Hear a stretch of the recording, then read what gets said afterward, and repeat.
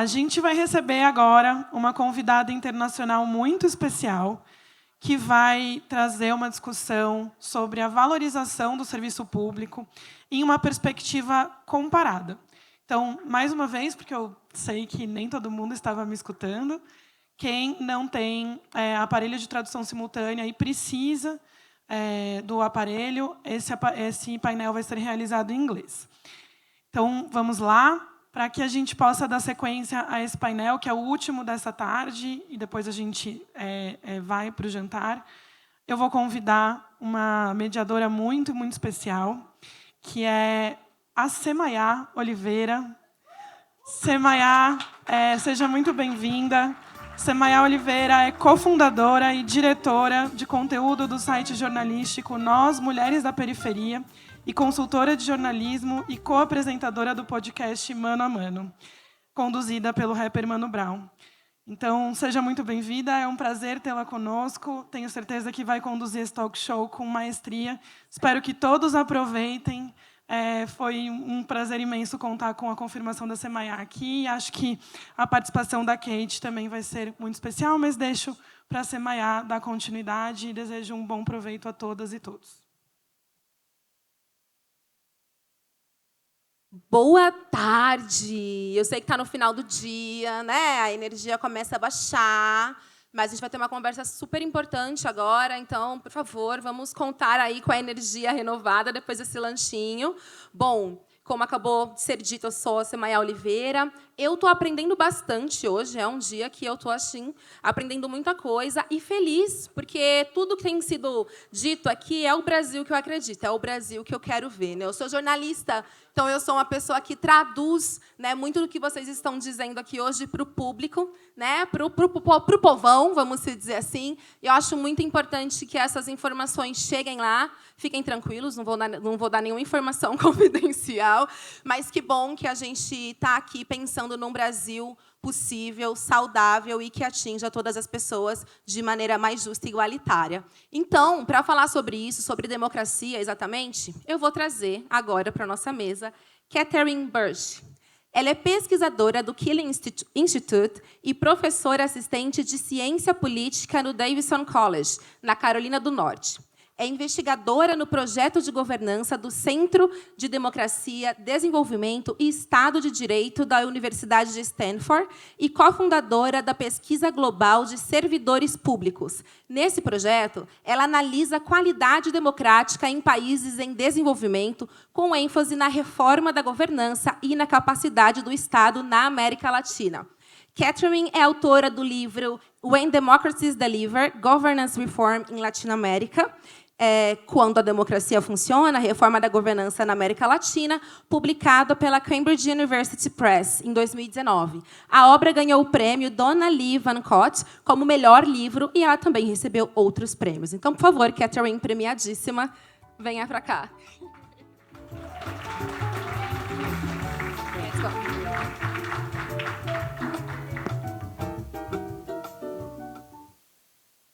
Katherine, vamos fazer aquele jogo que a gente estava combinando. Eu vou fazer a pergunta em português e a Katherine vai responder em inglês, certo? E se rolar algum desentendimento, a gente se alinha em inglês também. Para começar, eu e todo mundo aqui, eu acredito, já vi que você conhece muita gente, mas nem todo mundo deve te conhecer. Quando foi que você começou a se interessar em estudar ciências políticas e gestão pública? Conta um pouco do seu background para a gente. Boa tarde a todos e a todas. É prazer enorme estar aqui com vocês.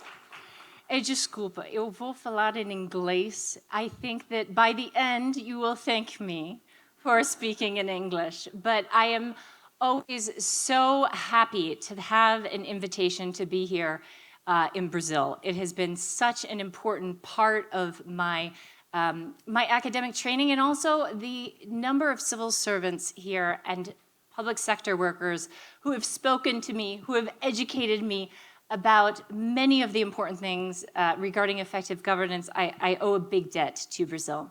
So I also want to thank the organizers here, Letícia, all of the people at Pessoas na Frente, and of course to the lovely Semaya who has agreed to help me with this panel. Okay, so back to your question, Semaya. When did I become interested in studying political science and studying government? I always had a sense of the importance that what governments do has such an important effect on the lives of regular citizens, on their ability to live secure lives, have empleo, have jobs, maintain their children in a safe space, have education, healthcare. So at a very young age, I had a sense of these things. But I'm going to tell you a story about how I became interested in understanding change within the public sector and why I became so fascinated and passionate about studying bureaucracy. After graduating college, I went to work for a consulting company. And in this position, I found myself embedded in many federal organizations in the US government. At that time, I found myself moving up very quickly. There weren't a lot of young people with a lot of the type of training that I had. And all of a sudden, I found myself in charge of a team, leading a number of people. And I'd like to say that at that time, I did a good job and that I knew what I was doing. And maybe I'll just confess this to you, Semaya, and pretend the rest of you weren't there. But the fact of the matter is, I became what I would call, and what I warn my students of today, a dangerous reformer. Now, did I cause real damage? Probably not. But I came into the position with lots of energy, eager to change the world, yet without a very good understanding of all the reforms that had been tried and had failed before, without an understanding of the importance of dialogue for bringing people along. And I don't think I recognized that I was a dangerous reformer until years and years later when I was doing some of my dissertation research here in Brazil. And it was that experience that made me passionate for understanding how do we create effective change.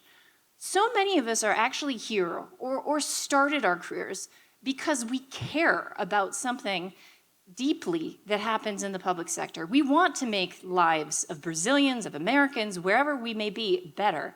And the question is how to do that. And so I became very fascinated by this question of how do we make changes within the government? How do we ensure that governments are delivering for citizens who need their services so much?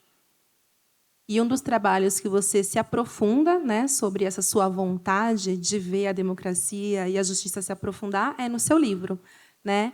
When Democracy Delivery. Can you talk about more? A cabeça confundindo, fala em português. Você pode falar pouco mais sobre o seu livro, por favor? Of course. So, in my book, When Democracies Deliver, Governance Reform in Latin America, I wanted to compare two different approaches to reform. And often, academic scholarship, international financial institutions support one type of reform, and I call this powering reform. And you might notice the ties to my first story here. Powering reform is something that I would label swift, comprehensive reform pushed through by political leaders or their technocrats in windows of opportunity. The idea here is that powering reform is an effective way to make change. And so this is what a lot of the literature offers us. And I could go into the academic literature, but I contrast this with another type of reform, which I ended up calling problem solving. This is incremental reform, gradual changes sequenced over time, often by actors or led by actors within the state. And I compared these two reforms in both Argentina and Brazil with comparisons in other countries as well. And I focused on both healthcare and transport reforms over a series of time and with a broad focus on public contracting. And what I found was very interesting. there were certain instances where pushing reforms through really rapidly, all at once, was able to disrupt the status quo. But what I found again and again in my research was that often those reforms did not have lasting power.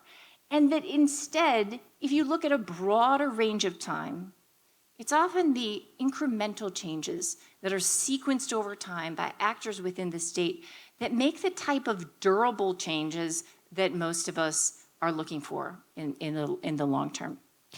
And so you might be thinking here, oh my goodness, we don't have time for gradual reform. We don't have time for incremental reforms that in the end can add up. And I do think that there is a place for pushing hard and certain types of rules or changes that one might be able to do more quickly. But what I found really challenged much of the existing literature in that these were the types of reforms that over time were more effective. Now, this is also very difficult because crowds and people's political superiors might not get excited over the idea of let's make incremental changes. It's sweeping changes that we want, but I think that thinking about how to focus on the principles or the direction that we want change to go and moving in an incremental process is really one of the most important recommendations that I can give public sector workers. There's probably a lot more I could say about the book project, but I know we have other questions, so I'm going to pause there, and I would invite questions from the audience later on once we get to that portion. So, a gente pode falar um pouquinho mais, queria que você trouxesse um pouco o coração desse tema, né? O nome da nossa conversa hoje, o título é Valorização do Serviço Público. O que podemos aprender sobre o Brasil com a democracia administrativa em perspectiva comparada? Qual que é a principal ideia nesse tema? So, what I'm going to discuss today, or the heart of my research, and I'm here in Brazil for about a month and a half, and what I have focused on started as a project that you'll hear more about with Frank Fukuyama, but I'm convinced that one of the greatest challenges that not only Brazil, but I think also my own country of the United States faces today is how to balance democratic representation with the role of experts. And I think as a preview, I think that this has everything to do with the people that make up the public sector, what they do and how they do it. And here I think that leadership within the public sector really can play a crucial role. You can go. You don't want to say anything else? I think you have time if you want. Okay. So I'm going to jump to this next question that I think you posed. Okay. Agora vamos falar um pouco do artigo que você publicou com Francis Fukuyama, que é sobre autonomia burocrática para agentes públicos.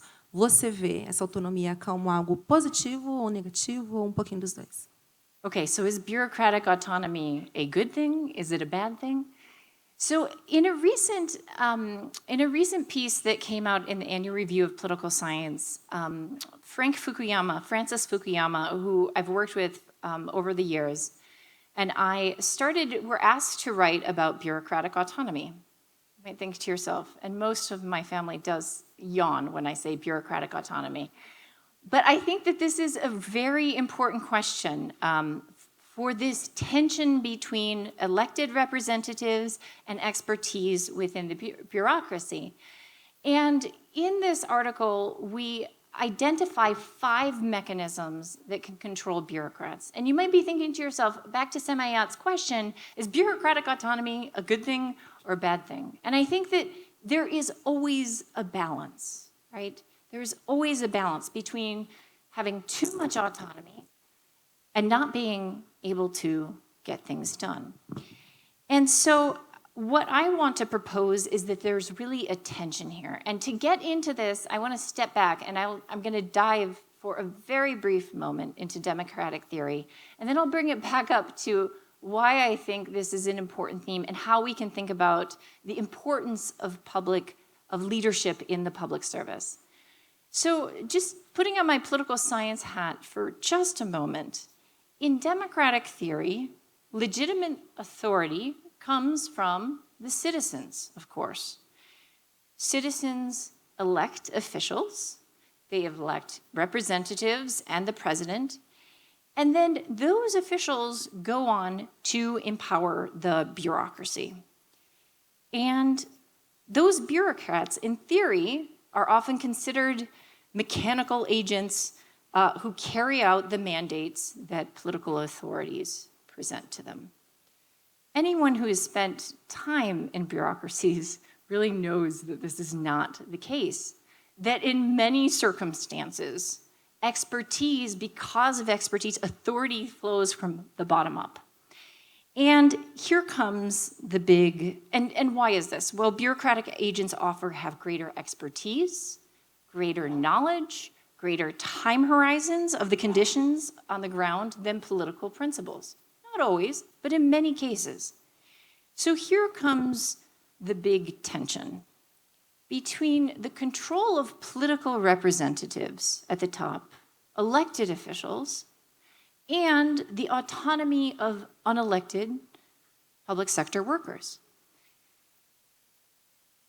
Are elected officials the keepers of policy decisions alone? Or might public servants in the bureaucracy play an important role in crafting public policies and implementing, or through their implementation? Might they also play a very important role in the engagement of public participation? In the US, many argue today that there is an out-of-control administrative state in which unelected bureaucrats make very critical decisions affecting the lives of all. This has resulted in the US in attacks on what is called the deep state, with similar reverberations, I think, elsewhere. This has very important implications for how we think about a range of policy issues that we care about.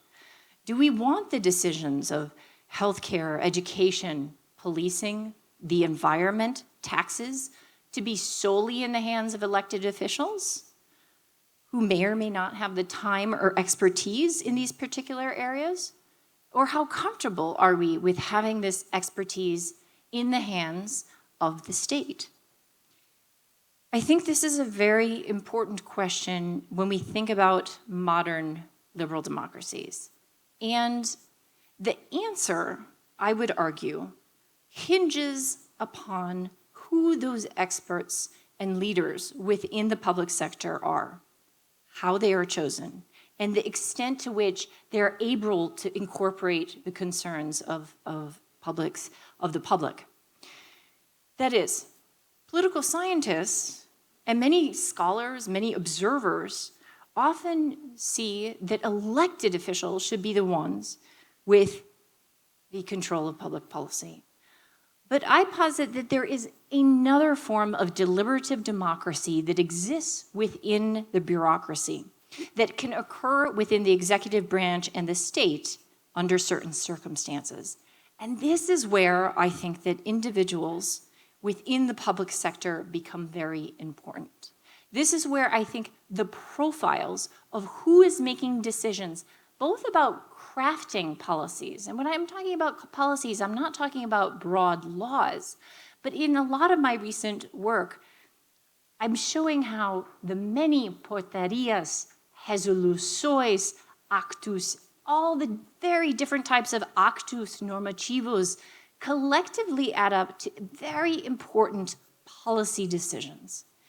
And so I think it is when we have officials who come from a variety of very different backgrounds, I think that there is a type of deliberative democracy that can exist within the executive branch. And this is why when I was asked to give this talk, I had just promised my husband I would say no to all future talks. And this invitation came about and I simply could not say no, because it is a theme that I care so deeply about: public servants and the quality of public sector workers, because I think a lot of our thinking about democracy and the quality of the state hinges upon this. Let me say one more point about leadership, because I know the organizers of the conference were very interested in thoughts on leadership. And I think that this is where public leaders, secretarias, the ministers, all of the de hace 5, 6, I think that one of the most important roles that public leaders can play is that they are the conduit between this the broader public service and also the political elites. And I think that when we think about this tension between elected leaders making decisions versus decisions being made within the bureaucracy, it is these people who are the interlocutors between these two groups. And so I think as I was speaking with folks today around the lunch table, we were talking about, well, I'm trespassing on some of our later questions, Semaya. Yeah, sorry. I feel, okay. We were talking about what a leader does when they get into a new position. And I think one thing that is incredible about Brazil, and I'll talk maybe a little bit more about this later, one of the things that's incredible to me about Brazil, which might not seem obvious for many of you, is that at least at the federal level, the quality of the civil service, in my mind, is actually quite high. I often will ask my students in the US, I will ask them, how many of you would have considered a career in the federal agencies or departments, as we call them? And I will be lucky if I get one hand. Contrast this with speaking with individuals at the elite universities of Brazil. I think there are incentives to join the public sector. And I myself have encountered so many individuals within the public sector, within Brazil, who are very well qualified. And so I think back to this question of leadership, I imagine when one assumes a high-level position, that there are lots of questions. How does one make change fast? The questions that I started asking at the beginning of this talk. And I think one of the first things is listening to the civil servants and beginning a very strong dialogue, because I think, and in my research, I find that many of them will say, what we want is our political superiors to listen to the problems that we have. Often they have a good sense of the solutions. And it is this very important dialogue at the top, I think, of the agencies, the ministries, in any government, not just in Brazil, that play this crucial role between our elected officials and the all-important individuals within the state. Okay, I'm going to pause and let Semaya jump back in here. Okay. I think that are talking about now connects with the global survey of public servants, so then we get back to diversity. It's okay? Okay, great.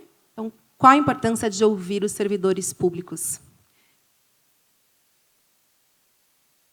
I think one of the most, okay, so I started talking about speaking, listening to public servants. And in many ways, I've tried to do this in my past research, with interviews. I've tried to use administrative data to understand the state.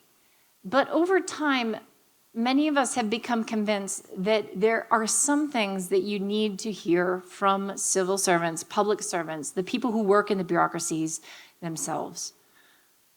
So many years ago, along with Alexandre Gomigi, some of our colleagues at IPEA, Francis Fukuyama and I started a project that I implemented a piece of here. Our goal was to try create comparative data on the public sector cross-nationally. At the time, we really wanted to understand what were some of the cross-national differences of the really big countries. And at the time, we were interested in BRICS, Brazil, Russia, India, China. It turns out it was impossible to survey public servants in China. and in Russia, but we went on to host a survey here in Brazil. And that experience led us to realizing that this needs to be done on a very careful, it needs to be done in a careful, methodologically sound way. And this is the beginning of what we called the Global Survey of Public Servants, something I co-founded along with Frank Fukuyama, some folks at the University College London, and the World Bank.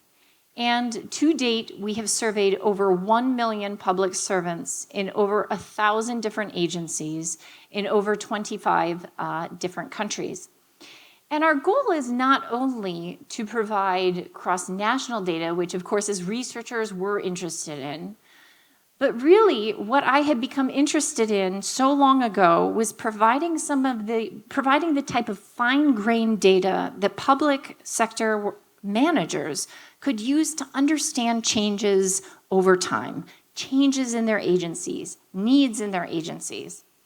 Similar survey to this have been done in the public sector in the US called the FedView survey. We initially based it on this, and this is something that's done every year or every other year, allowing the type of granular information and benchmarking that is possible when you have a survey done over and over again.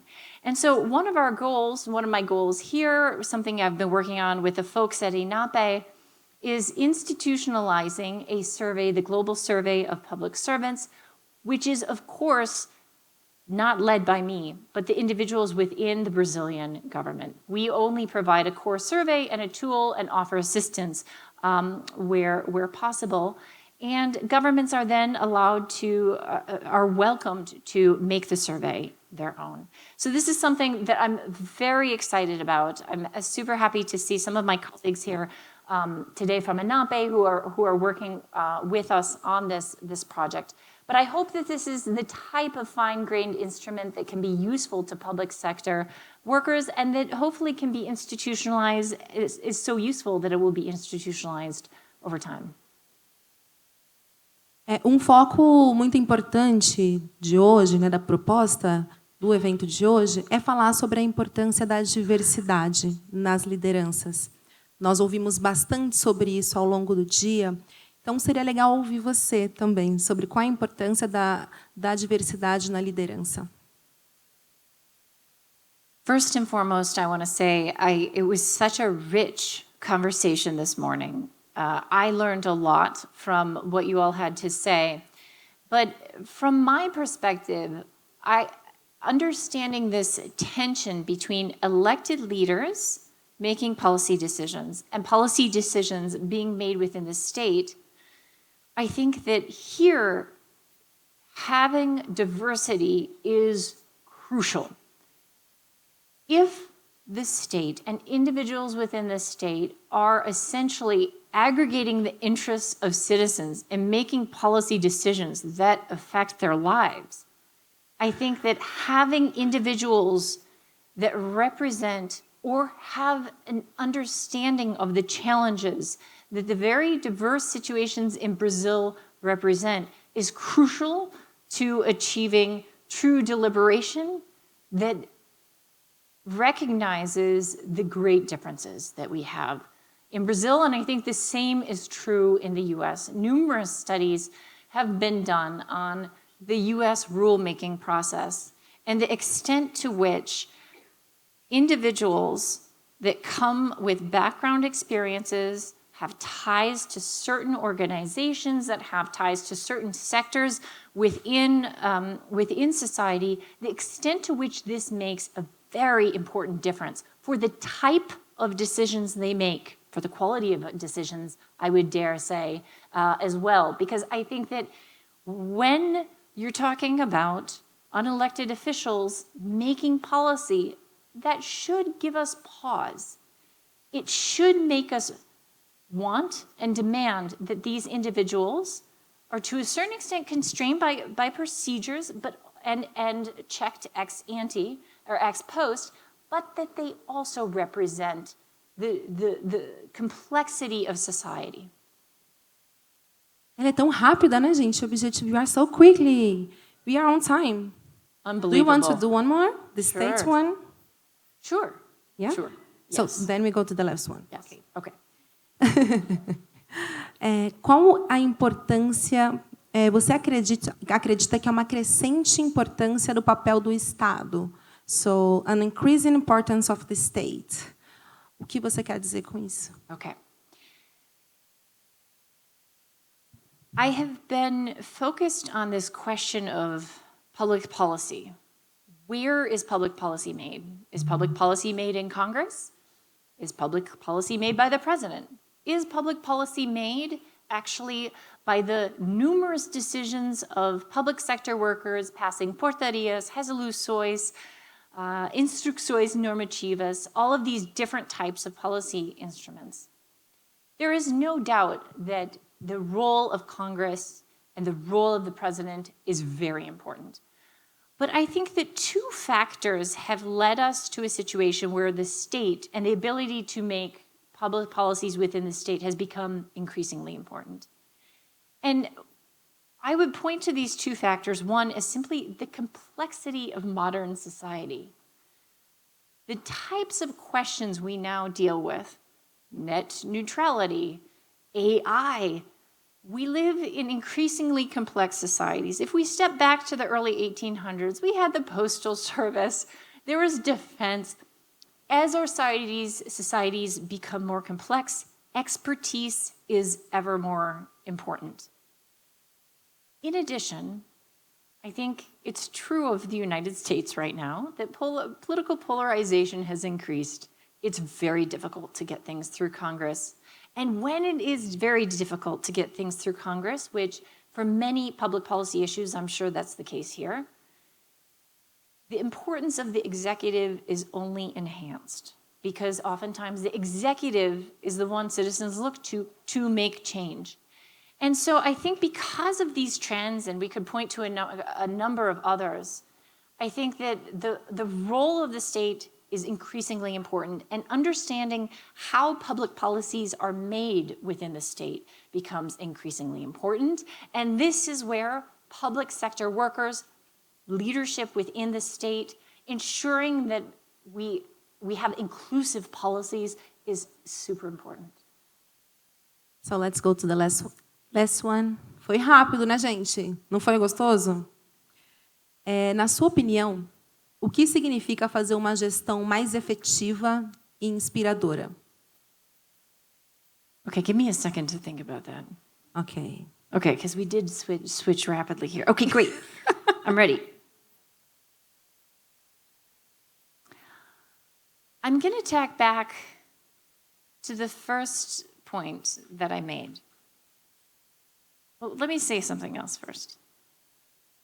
One thing that's funny is that if you've had a good boss who's an excellent leader, you usually know it.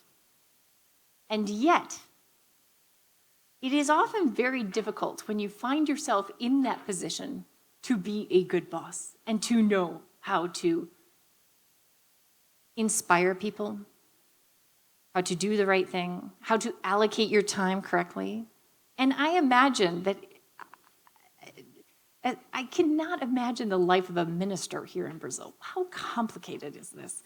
And so how do you become an effective, inspiring leader? My answer here really focuses back on this interface that I think leaders fill within the public sector in Brazil. The interface between public servants and the civil service and political elite.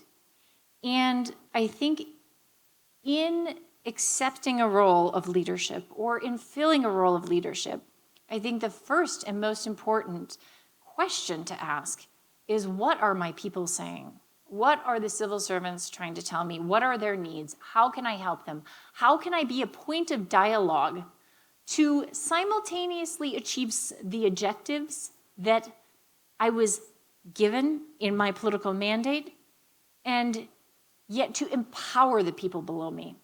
And wow, there are a lot of challenges here, I think. One challenge is, how do you increase public participation when it's needed? how do you make, at the same time, how do you make decisions effectively? And there are specific challenges that I've been hearing so much about in Brazil. How do you deal with the apagão das canetas? How do you deal with situations where people don't want to accept positions because they're worried about the consequences, the personal consequences? And so I think that leaders have this really important role. Now, let me step back and say, I've been talking about leaders thinking about ministers, secretarias de A5, de A6, but I think that anyone in the public sector can be a leader in their own way. And I have been moved by the extent to which many people in the public sector, in the course of their daily jobs, have tried to make things better, have tried to identify problems, have solved them. So I think that stepping back from where I started my talk today, as the young 20-year-old who is very intent on changing the world, it is very humbling to realize that to actually change the world, we have to be patient and understand the institutional context into which we are set, to really understand some of those problems. And I think to do so requires first listening and then acting. And I think a final thing is the importance of communication. As I was coming down to Brazil, I was thinking to myself, and as I talked to so many of you today, I was reflecting on the fact that for me as an outsider who studies a lot of different countries, I have been very impressed, at least with the federal level, of the civil service. I often am very impressed by the quality of people, their dedication to the public service. Now, there's a lot of variation within the Brazilian state. I understand that. But I think that one of the most important things may be communicating where successes do exist.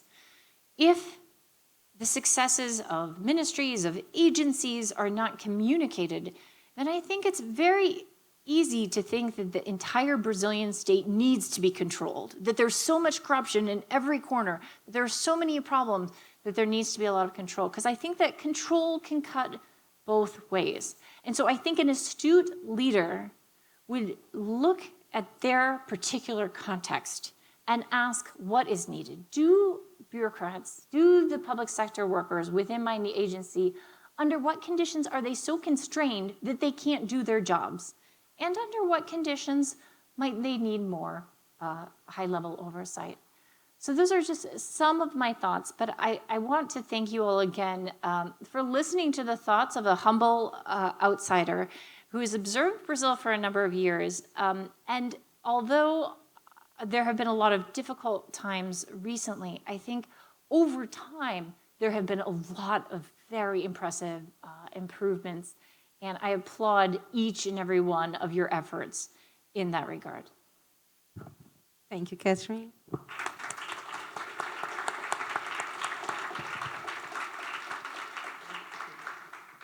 Agora a gente vai abrir para que vocês façam as perguntas. A gente combinou o jogo antes de fazer a pergunta em português, né, para a gente não ter que traduzir também a pergunta. Katherine is good in português. Então, ela vai compreender e responder em inglês. Tá? E qualquer coisinha a gente se resolve aqui. Obrigado, Katherine. Meu nome é Guilherme Coelho, trabalho na República.org. O Denis Misny notou a sua colaboração com Francis Fukuyama, e eu queria entendendo a mudança que houve no pensamento dele sobre a administração pública com a pandemia do Covid, eu queria entender os seus pensamentos, o que mudou na sua cabeça depois da gente ver a pandemia do Covid e a função do Estado durante esse período que a gente viveu. Muito obrigado.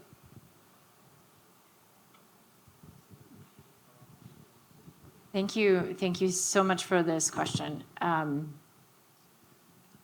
COVID.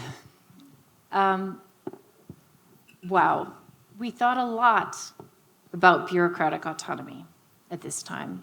And this was a time that I confess I wasn't paying so much attention to Brazil, because it was perhaps the first time I realized, oh my goodness, my own country really needs needs attention.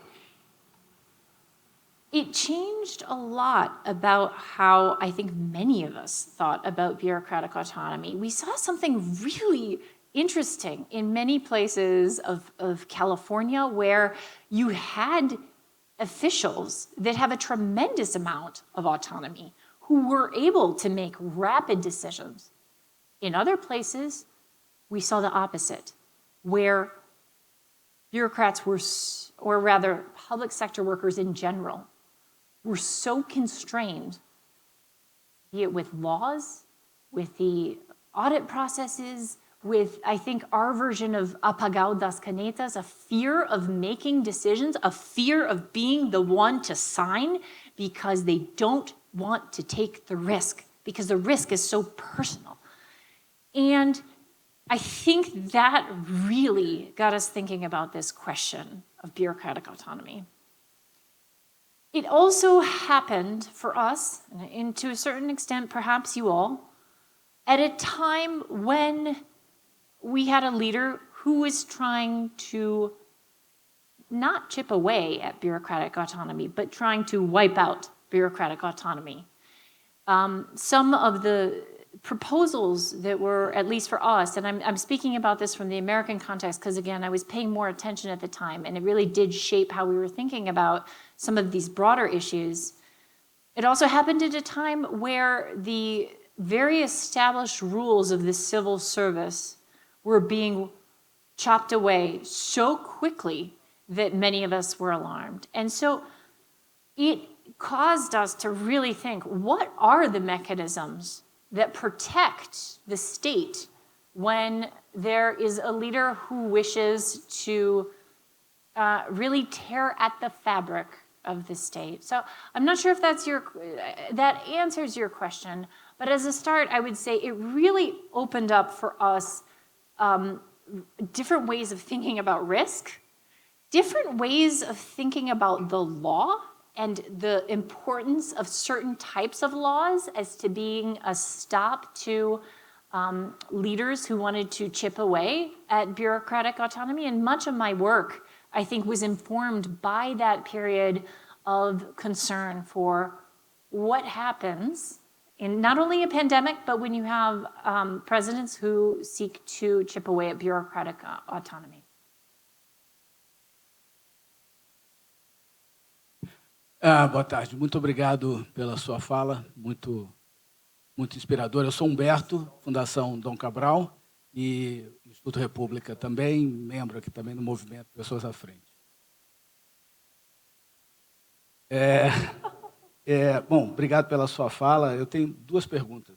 Deveria fazer as duas na sequência, mas talvez a primeira diz respeito à questão da mudança mais ampla, mais compreensiva, aparentemente, versus um padrão de mudança mais incremental que você se referiu anteriormente, né? Eu preciso rapidamente contextualizar. No Brasil, nós tivemos, há cerca de 30 anos atrás, um processo de tentativa de reforma da administração pública bastante amplo, bastante compreensivo, e que houve problemas de implementação, pela própria natureza desse tipo de formulação. Também houve efeitos efêmeros. Porém, o que se observou ao longo dos anos que se seguiram foram várias implementações graduais e incrementais dessa proposta abrangente, principalmente em estados e municípios, não no governo federal. Por outro lado, nós vemos vários tipos de mudanças muito focadas, muito incrementais no sentido de não se esperar resultados instantâneos, mas também no sentido de serem muito focadas e que muitas vezes se fragmentam e geram muitos problemas, como, por exemplo, discutir política salarial sem discutir política de carreiras, como, por exemplo, discutir políticas de gestão do desempenho sem discutir questões relativas à orientação estratégica das organizações que deveriam ancorar o desempenho, né? A minha pergunta, enfim, como conciliar essas perspectivas, na sua opinião? Como combinar esses padrões mais abrangentes, que nos dão visões mais sistêmicas e integradoras, com padrões mais incrementais, que são mais viáveis de gerarem resultados. Obrigado. Oh, thank you for this question. It's a very good one. It's one I've struggled with myself because two responses. So I think in the first, you set up a scenario where there's a bigger change, and then there's many small incremental changes that make effective that big change. And I think that is absolutely possible. And I think that at that particular moment, there was a window of opportunity.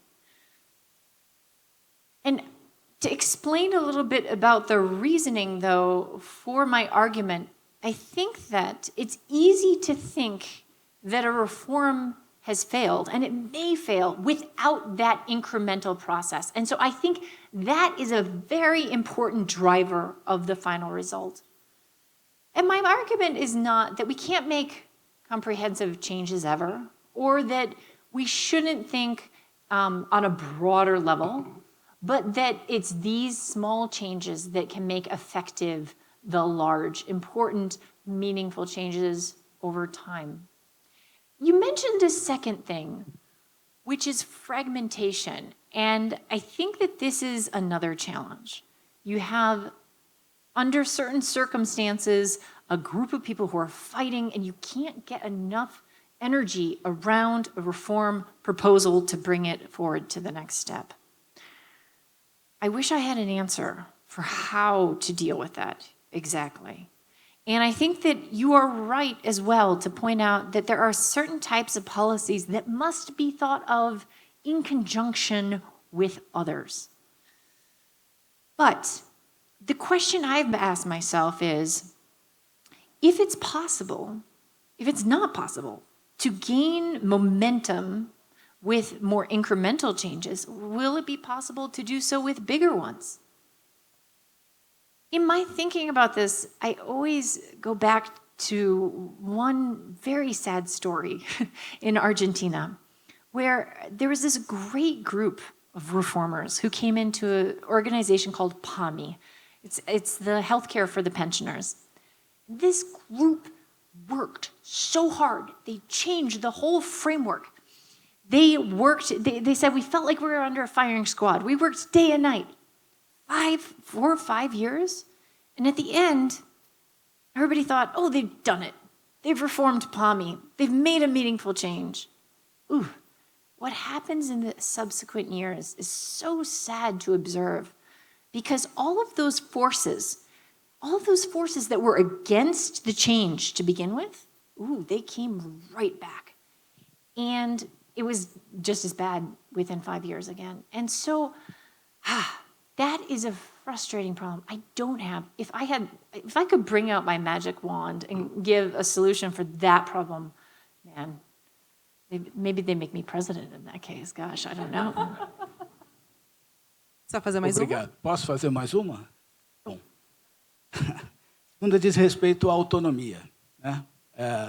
Muito bem abordada na sua obra, mas eu queria puxar para um lado, preciso rapidamente contextualizar também. Há exatos 10 anos atrás, no Brasil, nós vivemos uma crise conhecida como os eventos de junho de 2013, no Brasil, onde, por conta de uma decisão de política pública que aumentava o preço da passagem de ônibus na cidade de São Paulo em 20 centavos, isso foi um gatilho para desencadear todo um processo de reação da sociedade que acabou culminando com uma agenda variável em torno de mobilidade urbana, de segurança pública, de saúde, de educação, de reforma política, que confundiu todos os atores políticos na sociedade, inclusive a presidenta da República à época, chegou a falar até em constituinte política por conta disso, né?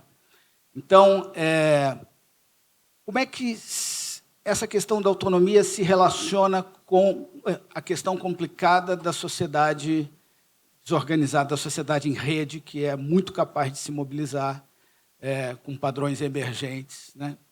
Como, de novo, combinar e tentar conviver com essas forças, do mesmo jeito que a accountability política regula a autonomia do Estado, talvez em que extensão a sociedade consegue exercer essa regulação também sobre a autonomia de uma maneira direta e brutal, em algumas vezes. Obrigado. You keep on asking very difficult questions. No, this is a very good question. And I remember this moment really well. I was in Brazil either before or around this time. And what struck me, and I think so many people, was the pent-up anger. And I think it's fair, right? I mean, especially at the state and municipal level, there are many gains to be made. There's a lot to be done. It's understandable if someone spends 3 hours on a bus and there's a fare hike and it's taking up half their... So all of this is understandable. How does one then square this with bureaucratic autonomy? Unfortunately, politics still matters. And I think communication of what the state is doing, of how it's making improvements, is very important. And as much as I wish I could be a technocrat and that professionals could take care of all of our problems, politics matters, communication matters, and bureaucrats cannot and should not go it alone. And so, again, I don't have all the solutions to that problem, but what was striking to me about that moment was that I think a lot of gains had been made in many areas, at least of the federal government. And there is this situation that I think can happen when expectations outstrip the capacity and the resources of the state. And I think that change just didn't seem like it was moving fast enough.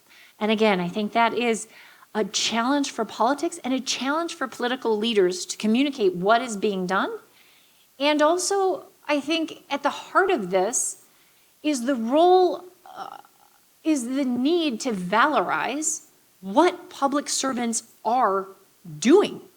I think that oftentimes, and you hear it on the street, that public servant, that we have so many problems because the public sector workers aren't paying attention to our problems. When you actually speak to many people, you realize, it's not an easy challenge that they are facing in their day-to-day lives. So again, wish I had all the answers, but that's how I would think about the real importance and the way in which I think elected leaders and the state have to dialogue to a greater extent and communicate. Teremos mais? Tem mais uma ali? Tem mais uma aqui? 2. Ganhamos 8 minutos? Uau! Estamos indo bem. Ali. Boa tarde. Eu sou de Belém. É uma cidade quase 1,5 milhão de habitantes, 30 mil servidores públicos, com todos os vínculos que configuram os servidores públicos e as servidoras. Há uma desigualdade salarial muito grande entre diferentes categorias, há uma demanda muito grande dos servidores por uma pauta salarial, como já foi colocado. Isso não aparece combinada com planos de carreiras, há uma fragmentação, há categorias que têm os seus planos, categorias que estão submetidas a uma lei geral, e são incongruentes. É um regramento que não é universal para a categoria, portanto, não se tem um sistema voltado para a valorização e para as carreiras. Isso gera tensões, gera diferenciações.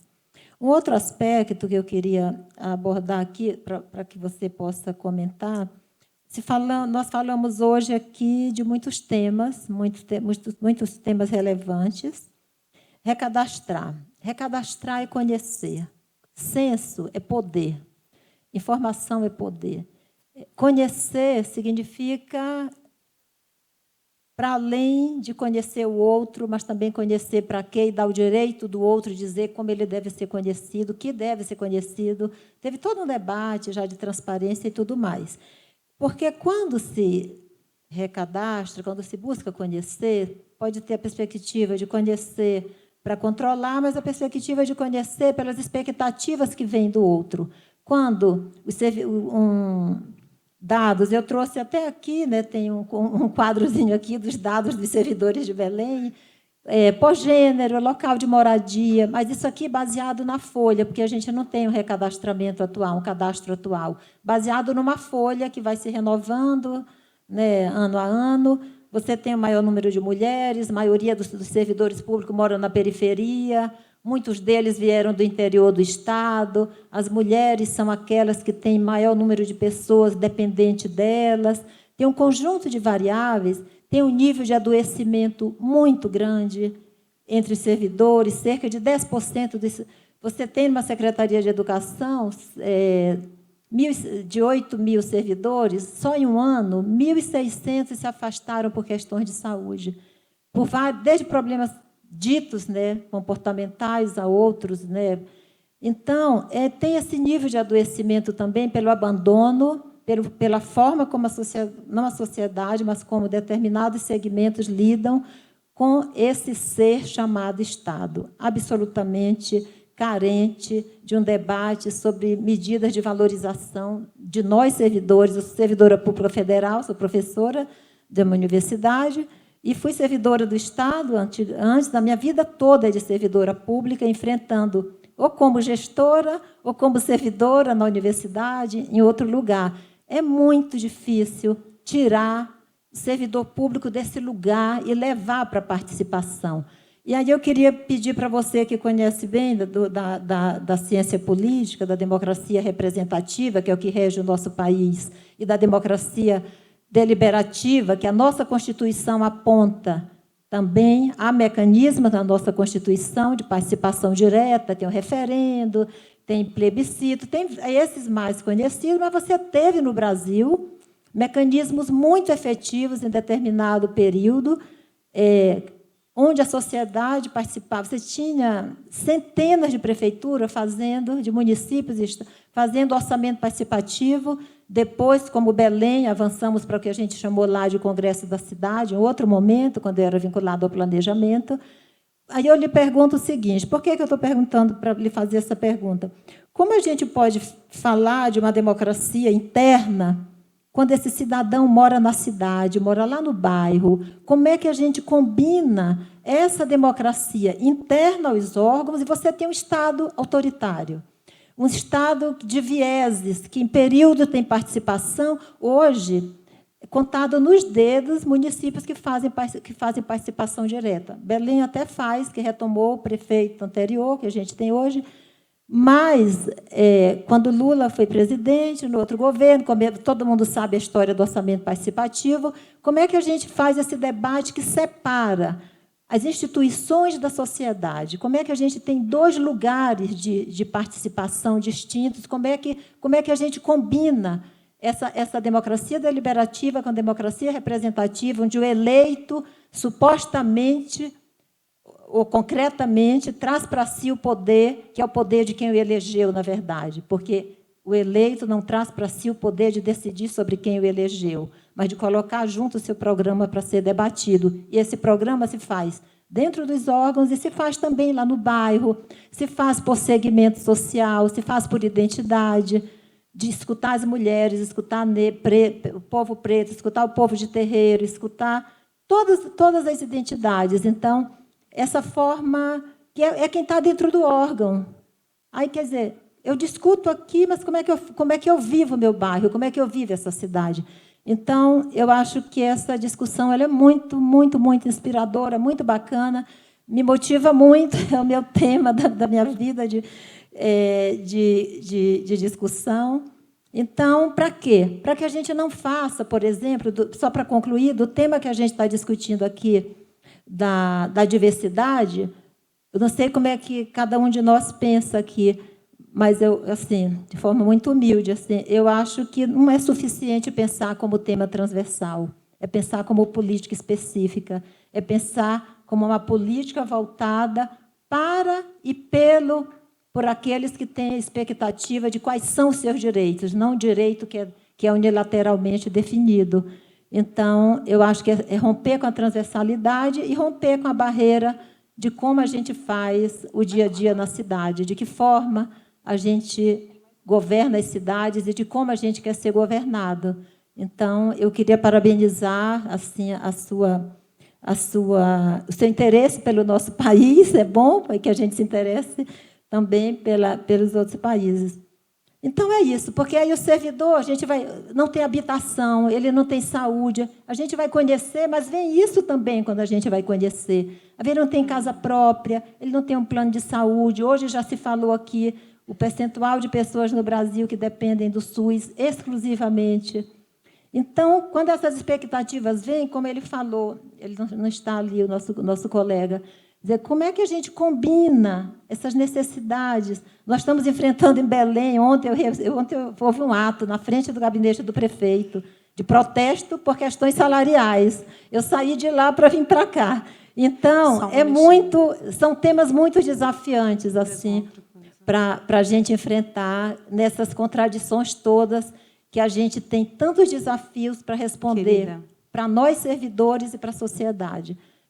Obrigada pelas suas reflexões. Obrigada.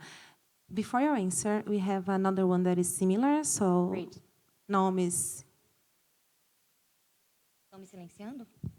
Oi, gente, boa tarde. Eu sou a Naomi, da Fundação Lema, e eu vou roubar, porque eu estou organizando o evento, mas eu queria muito fazer uma pergunta.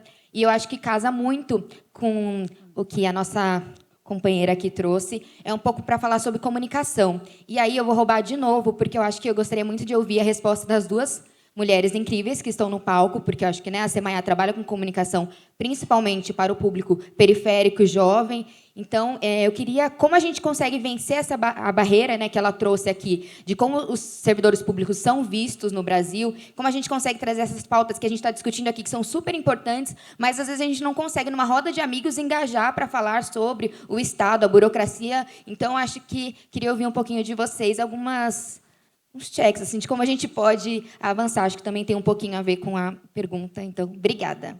Go on. Okay, first, thank you so much for bringing the perspective of Belém.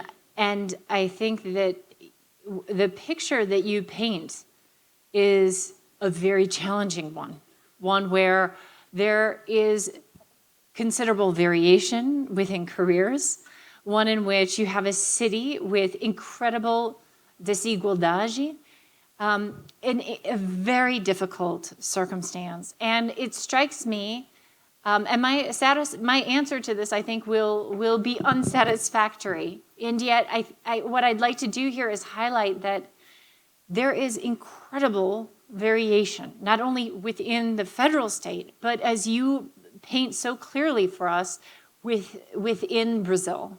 And in circumstances such as these, the question is, how is it even possible to have a deliberative bureaucracy when people don't have health care, when they don't have their own houses? And these are very important questions, because if public sector workers don't even have their basic needs met, I think it is very difficult to bring about the type of reasoned public policy making. And I do think that this is the place where, as much as we can do, as much as one might want to do in the public sector, we cannot separate the state from politics. And I think that that is a very challenging reality to face. At the same time, I remain convinced that while it's not possible to solve all the problems, that I imagine you as a public servant and many others are working on making changes where they can, on raising and communicating issues where they can. And although it is very hard to get people to rally around these small incremental changes, I do think that the best we can do is try to raise our voices, to communicate, to participate in politics, and try improve things where we can. Because I think you're right. It is a tall order for individuals that don't have the means to be able to deliberate in a meaningful way. And yet, I think that when it's possible to get some people who have the capacity and who represent broader interests, it's not as if all the individuals within the peripheries must come and participate in participatory budgeting. I think there are many different ways that a bureaucracy can be deliberative. They can be deliberative because they have individuals who have connections to different communities. They can be deliberative in the sense that when they need it, they seek outside information. So I think there are lots of possibilities here. And I'm sorry that I don't have all the answers. It's a very difficult situation. And I thank you very much for painting this picture for us. I think it's always important to keep in mind the reality that we face. So thank you. And to this excellent question about communication, Naomi, I think that valorizing public sector workers often can come from many different places. I think that this group, Pessoas na Frente, is a great step in this regard. The connections that people here make, the extent to which it raises the profile of and the importance of the public sector, the excellent work that colleagues Gabriela Lota and Alexandre Gumigi, I recently read their post in the Estado. I think that these efforts to raise the profile of public sector workers and educate individuals about what perhaps needs to be done, but also the work that is being done, is a first step. Naomi, como você também perguntou para mim, eu acho que como servidores públicos, independente do cargo que você atua, seja alto escalão, médio escalão, baixo escalão, nem gosto de usar esse tipo de definição, mas eu acho que se a gente se desconectar mentalmente do povo e das suas dificuldades, a gente não vai ter capacidade de dialogar e compreender o que essas pessoas realmente sentem. Então, eu acho que o primeiro passo é fazer as pessoas se sentirem confortáveis em fazer perguntas básicas. Porque tudo que a gente conversou aqui agora não é básico. Eu precisei estudar para estar aqui com vocês hoje. Então, eu acho que se a gente fazer as pessoas se sentirem confortáveis para fazer perguntas básicas, se a gente, de fato, se abrir para o diálogo, a gente pode começar a pensar em outras formas. Acho que o Manamanu é um exemplo. Quando você muda quem faz as perguntas, as respostas se tornam mais acessíveis. Não é isso. Infelizmente, a gente não tem mais tempo para perguntas. Eu sei que a gente ficou te devendo, mas depois, nos bastidores, você tira as suas dúvidas. Então, agradeço muito, Katherine. Foi excelente. Não foi, gente? Excelente? Thank you. Thank you so much.